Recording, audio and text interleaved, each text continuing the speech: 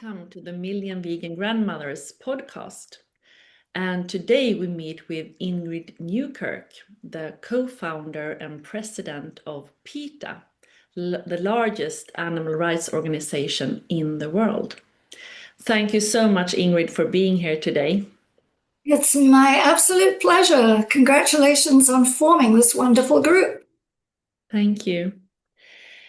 Yes, we are thrilled to have you here, and I know that you co-founded PETA in 1980, and it would be so interesting to hear a little bit more about your journey into animal rights and the creation of PETA and how it has evolved since 1980. Well, we are true to our very founding. We haven't changed our principles one iota, and that is the belief that animals don't belong to us. They're not ours to use, to exploit, to harm, to kill in any way, whether it's they're in the circus or they're being made into a shoe or a sandwich, or they're being used as surrogates in laboratories by being tormented in ways you could never be allowed to get away with tormenting any human being.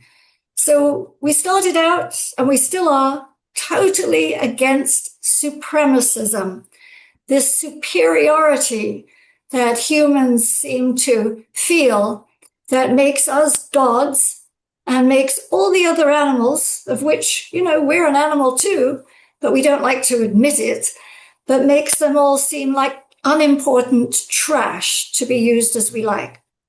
So I started out growing up. I was lucky enough to love animals on sight. And I had a wonderful dog in the house when I was born and taken home, Shawnee. And he was like my brother. I didn't think of him as a dog.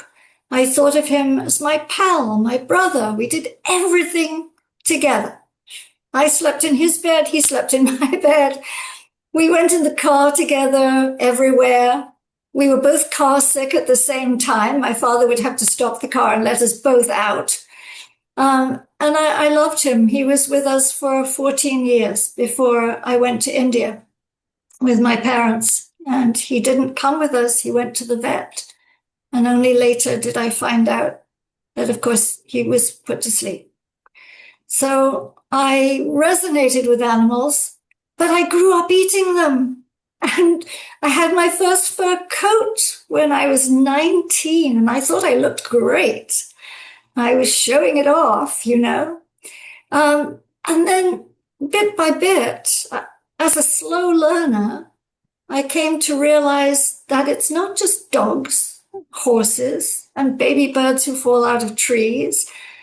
It's all forms of life who have emotions, who feel love and joy and grief and pain. And what on earth are we doing that we discount the majority of them and only focus on the ones we've come to know in our homes, for example? So I thought, if I, who loved animals with all my heart as a little girl, grew up exploiting and hurting them and paying other people to kill them, then I should talk about this to other people. So we formed People for the Ethical Treatment of Animals, just to put the story and the idea out there, and it seemed to resonate. Wonderful. Did it start as a vegan organization, or was that something coming on the way? I mean, after a while, or how would you like to tell us a little bit? It did start as a vegan organization with the motto, "Animals are not ours to use for any purpose whatsoever." The funny thing, if you'll have anything funny about these experiences, is when I was a really little girl, I lived in Cornwall in England, and my aunt and uncle ran a dairy farm. And I loved Betsy, who was the big old cow. And I would clamber onto her back and hug her and so on. And one day, Betsy was loaded up onto a lorry, and I put a ribbon in her hair. And they said she was going on holiday, which of course wasn't true. And I didn't find that out for a long time, didn't make the connection. But I did make the connection when somebody said to me, after I'd become a vegetarian, they said, well, do you drink milk? And I said, yes. And they said, well, do you eat veal? And I said, of course I don't eat veal. Everybody knows, even if they're not a vegetarian, that veal comes from a baby calf, and it's just the way they're raised is just awful. And he said to me, well, why do you think they have a veal industry? Don't you know that they have to take the baby calves away in order for you to have that milkshake or that cheese topping or that glass of milk? Don't you know that you are supporting the veal industry if you use dairy? And I was shattered by that. We hadn't eaten veal in my household since I was 11 years old, and my mother had seen protesters holding up pictures of veal crates. So I thought, well, that's that. And then, of course, I discovered all the horrors of the dairy industry, one after the other after the other. And you cannot ever have anyone say, oh, I could never give up cheese, because all that means is I could never give up being cruel to animals. That's all it means. Exactly. Yeah, the dairy industry is really an eye-opener. And this normalized violence that we are seeing in the dairy industry is just beyond imagination. And still, there is some kind of blindness for many in this. You know, many are like, oh, I'm vegetarian. You know, they still, it's a little bit hidden. Or what would you say there? I mean, you knew about it very early, but I can feel in society in large that still not everyone wants to know almost. No, we get stuck in our habits and we like our tastes. And if we like cheese, and it is amazing, of course it isn't when you realize that cheese has casomorphines in it, which makes your brain want more of it, that people say, oh, I can't give up cheese. That's the number one thing. They just don't want to even try vegan cheese sometimes. And you have to say, go on, try it. But I do think that people, you can never be a dairy-eating vegetarian. It's impossible, because where is the retirement home for all these poor cows? What magical place do you think for a moment they go to? No, you are supporting an industry that will kill them, and they will go down the slaughter ramp kicked and prodded, because that's what happens. There's no gentle come along dear down this ramp. When they're in the least good physical condition to go to slaughter. They're old, they're worn out, they've had mastitis. You know, they've given birth time and time again. They've been super ovulated. They've been raped. I mean, no feminist can support the dairy industry. That's absurd. We either are just saying we're feminists or saying we're vegetarians, unless we don't support the killing, raping dairy industry. And it sounds extreme to most people, but it's simply facts. The facts are shocking, but they're facts. Yeah, exactly. Many people that we have been talking to are often saying that maybe the dairy industry is the first domino that has to fall in order to dismantle the dairy industry and to create a vegan world. I mean, that the dairy industry is somehow key, because, yeah, would you agree on that, or what would you say? I don't know about that, because I think sometimes it's a scattershot approach, that some things will move some people and some other things will move some other people, and that we need everybody to be moved. So I'm not at all sure, but certainly if you look at it just mathematically or intelligently, commonsensically, the dairy industry is all the elements you don't want if you are a nonviolent person, if you're a kind person, if you want to live ethically, and it incorporates all the elements that you don't want, like slaughter, like sexual violence. So, and like exploitation and just the failure to realize a mother is a mother is a mother. They don't have to be human. A giraffe mother loves her baby. A seal loves her baby. I remember once my father came back from Newfoundland and he bought me, because he knew I loved animals, this little statue of a mother seal with her baby. And it was made of seal fur. That's the disconnect that is people have, and that our challenge, of course, is to say, hang on, connect the dots, because motherhood is a wonderful thing. It's a thing. And to disrespect it for any mother, and to disrespect that baby who loves that mother, is an atrocity. Pure and simple atrocity. Exactly. And to break that sacred bond is just, it's cruelty beyond words, I would say. PETA is the largest animal rights organization in the world, and you have really made so many people go vegan. What are the key victories, you would say, that you have achieved? I mean, I can imagine there are so many, but would you like to highlight one or two or so? Well, one struggles, but I think giving away food has been a very pivotal thing. And I ask everyone to do this. But I'll just tell you a little story, because people often say, well, how can I, one person, change anything? And that's so wrong, because the person who now heads up our human resources department is called Natalie. Natalie was in England as a girl. She was walking down the high street, looking at clothing in the store, thinking I'd look good in that. And a stranger handed her a leaflet about going vegetarian. And she was shocked. She'd never heard these things. She was ordering a meat pie, a sausage roll. She changed on the spot. It was just nothing she wanted to be part of, this slaughter business. Later on, she moved to the US, and she went to school with this girl called Purva.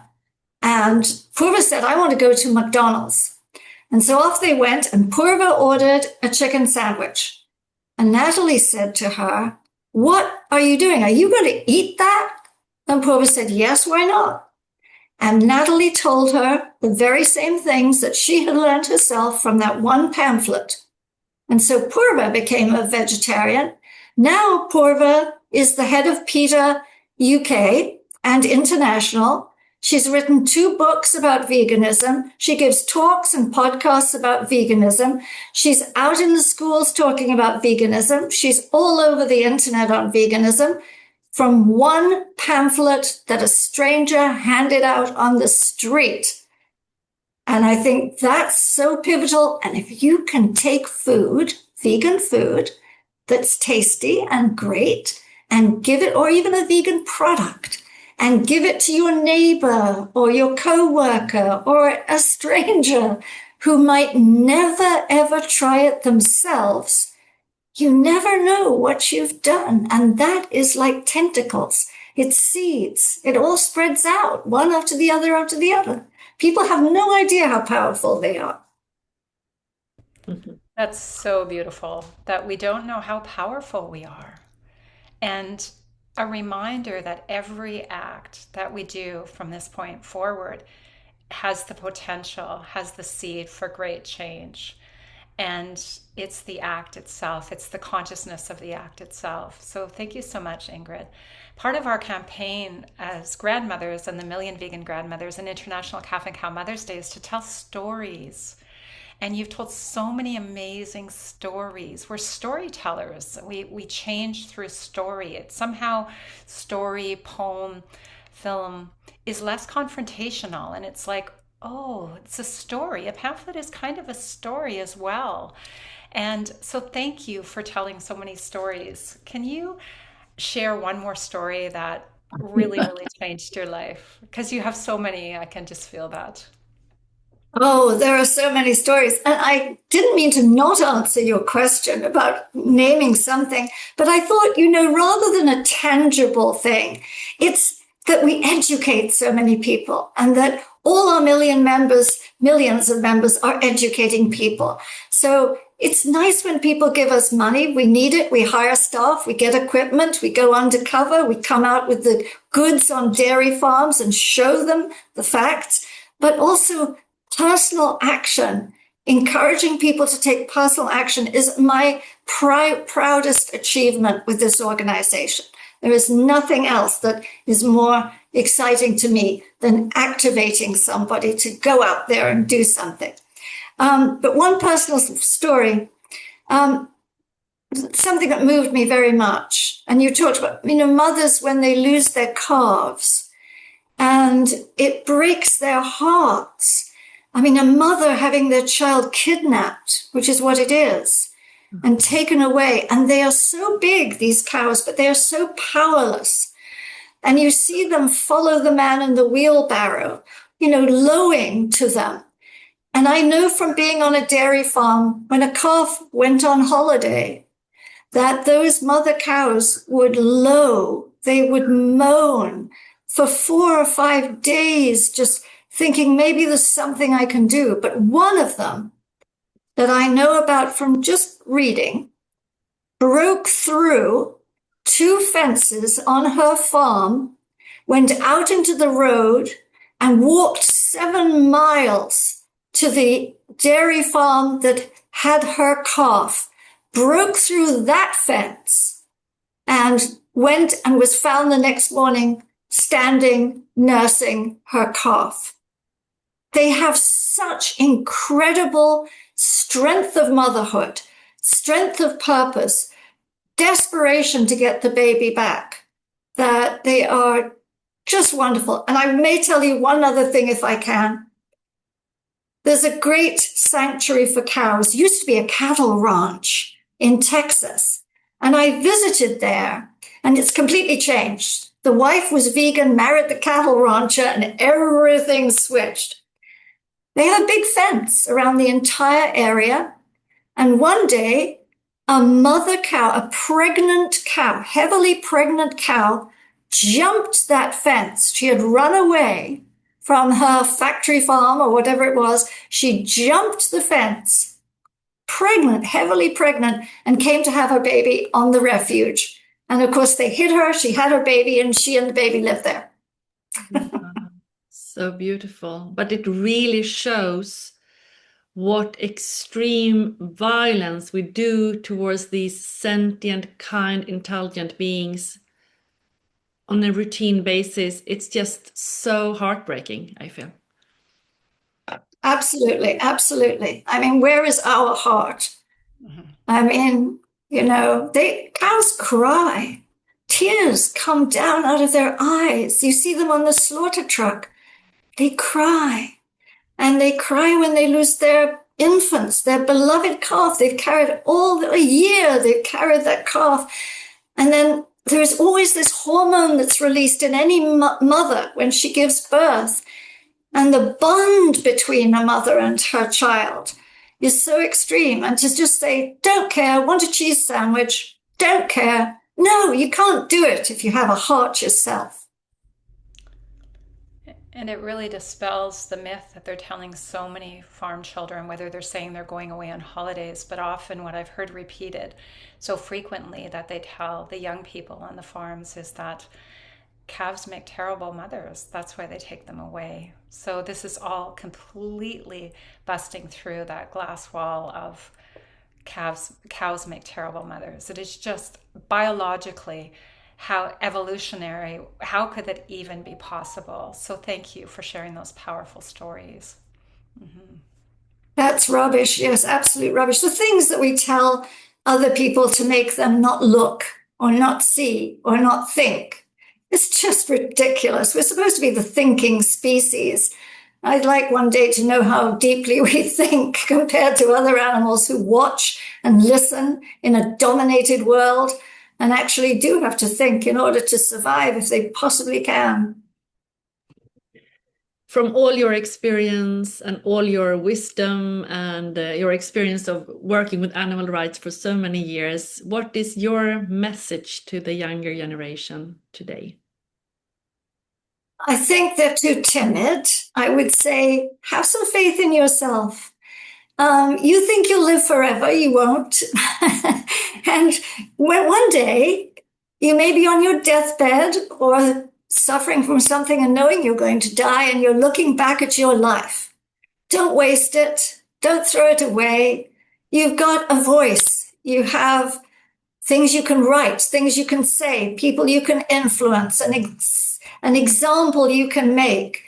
Use every opportunity you possibly can. Don't be timid. You're a very powerful individual. You are in this enormous position of privilege. You are the 0.000000001 and more percent of living beings on the face of the earth with such power. So please don't be a shrinking violet. Don't be afraid to speak up. What's going to happen to you if someone says, I don't believe that, or I don't want to hear that? Nothing. No one's going to pull out your fingernails. You're not going to be ostracized. You can deal with a few people saying they don't agree. It's okay that they don't agree, but you'll probably have planted a seed. Please use your voice, use your talents, use your hands, speak up, be a force for good. It's a wonderful thing. And to speak out to everyone. That's the thing. You know, my daughter is not raising my grandchildren vegan. And so the message always is to them, when I'm taking care of them, we will not be eating cheese. Cheese is very addictive, as you said. And it's telling story. So when my granddaughter was taken to the zoo and she thought Lucy, which is one of the most horrible zoos in Edmonton, was having fun, and I told her the story about how she was stolen from her family. And, you know, I said, can you imagine a life without your mom and dad and your grandparents, and you have to live all alone in a cage? She got it right away, you know. And so saying things and never being afraid of telling the truth at an age level that's appropriate. And I was able to tell my grandson the same thing when he asked for cheese, and I felt he was at an age where he was able to receive it, 9 years old. And I just said, you know what, sweetheart, you know, do you know that the babies are taken away from their mom so that you can have cheese? And Oma just is not okay with that. And he looked at me and he thought about it for a minute, and he says, now I know why you're vegan, Oma. Because I would never have wanted anybody to take me away. So good, so good. You must always, it's just the truth. I mean, it's just the truth. Mm-hmm. Mm-hmm. How do you think humanity will look back at our ways of treating animals today in 100 years or something? Well, if history is anything to go by, all the disgusting things that humanity has done is condemned. I mean, everybody knows. I mean, from slavery and what has been done in the Americas to Native peoples, child labor, the women being the property of their husbands, being allowed to be raped, not able to own property, not admitted to medical school because they might faint at the sight of blood, which is just hilarious, really, although it's all tragic. I mean, every single thing we've had to learn at such a slow pace. You just have to knock away at it. I always say it's like a brick wall. You know, if you come across it, you're going to get over it, dig under it, bang your head against it, knock it down, but go. History is going to condemn us for what we've done to all the other animals who we should have respected and understood and protected and been decent to. We are now going to universities, by the way, and asking them to put up a plaque outside their dining halls for all the animals who have gone through those dining halls and still are. Because we're saying 50 years from now is not the time to put up a plaque saying, yes, we recognize we did a bad thing. You see these plaques against slavery and so on, saying, yes, yes, we realize we shouldn't have done that. Put it up now for the dairy cows and the pigs and the chickens, and put it up now. And don't wait until finally you recognize that and say, maybe we should think about this today, because history will condemn us. Absolutely. I was listening to two veterinarians talk, one student and one vegan veterinarian, and they were saying that the only community that the veterinarian schools are afraid of is PETA. So I was giving a big shout out when I heard that interview. I was like, yes. So thank you for that work and the deep ability to draw people in and have such skilled people fighting for the rights of animals in your community. Thank you. Thank you to everybody who this resonates with didn't do something. So thanks to everybody. The first International Calf and Cow Mother's Day, it's really about the sacred bond between mother and child of all species. I mean, of course, it is a big emphasis on the dairy industry, but we really want to include all animals. And yeah, that sacred bond that is so much destroyed in animal agriculture, but also in conservation and yeah, in so many areas. And this is just the question about how do you think we best can sort of widen our compassion, our circle of compassion beyond the human child-mother bond to include the animals of all species, and I mean in society at large. What is the best way to, because we experience more and more often that when you talk about how milk doesn't come from cows, it comes from mothers, people really realize something. And it is something so sacred with this bond. And I think you don't need to be a mother even. I mean, it is just something so profound. And yeah, it would just be nice to hear what your thoughts are on that. I don't know what the best way is. I never have. But I do know that everything works. And I mean that sincerely. This is not just pie in the sky. Sometimes you don't know what you've done had any effect. And you may years later realize that you've changed somebody, or you've changed a corporation, or you've changed a practice. I believe that everybody should just do whatever they can and seize every opportunity. This may sound like nothing, but I'll tell you one of the things I do every day is I take the vegan starter kit, and many organizations have them. We have two kinds of vegan starter kit. And I go to a grocery store and I put them inside the food magazines. That's a bonus for anybody buying a food magazine or a cookbook or a recipe book. They get home and they've got the vegan starter kit. It's not a decision they had to make. They didn't have to think, I wonder if I should. No, it's there for you. And they cannot resist. It's colorful and beautiful. And there are recipes too.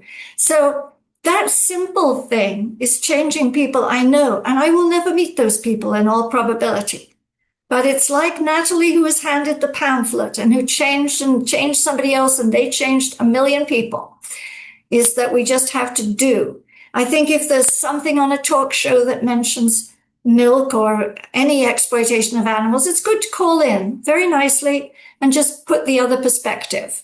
These are facts, and people are not getting them. They're getting a dancing cow wearing an apron on the side of a truck and a pig happily going to slaughter.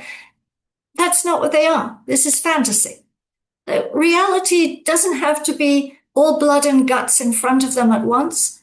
But it is the reality, and they need to think about these things. So seizing, letters to the editor, call-ins, talking to people, feeding people, putting the VSK in cookbooks and magazines. I put stickers on various things, which I know you're not supposed to do, but I think somebody's waiting to cross the street. They might as well read something about where you can get a free vegan starter kit.